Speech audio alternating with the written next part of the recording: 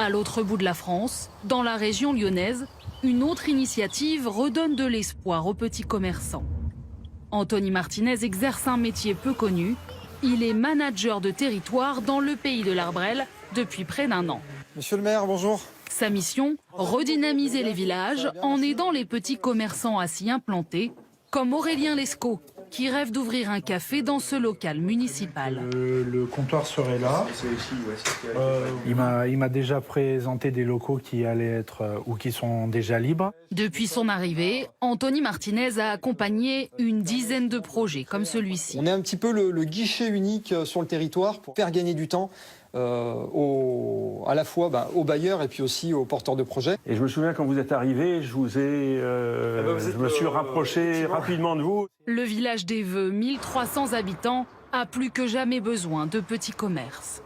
On a une population qui a été multipliée par 5 depuis les années 50. Voilà, donc il y a eu une progression et maintenant il y a des besoins. On a beaucoup de personnes qui viennent de Lyon et qui voudraient quelquefois retrouver les commerces de Lyon, mais en étant aussi à la campagne.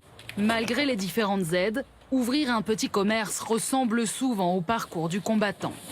Depuis son installation il y a 2 ans dans la commune voisine, Sarah Akari a vu plusieurs petits commerces fermés, faute de clients. Bonjour mesdames. Bonjour Sarah. Bienvenue pour l'atelier. Alors, pour préserver son activité, elle a mis en place des ateliers manuels chaque mois. En fonction de la couleur qui est en dessous, ça peut donner un aspect différent. Des cours de 2 heures facturés 35 € qui génèrent du passage dans le magasin. De plus en plus de gens font leurs achats sur Internet. Et avec les ateliers, ça permet aux gens de découvrir la boutique, de voir tout ce qui est proposé à côté, le café, le thé, la décoration de la maison et éventuellement de provoquer un achat. Oui.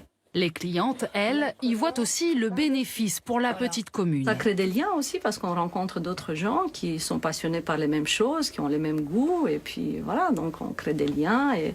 Ça met de la vie ? Oui, oui, complètement.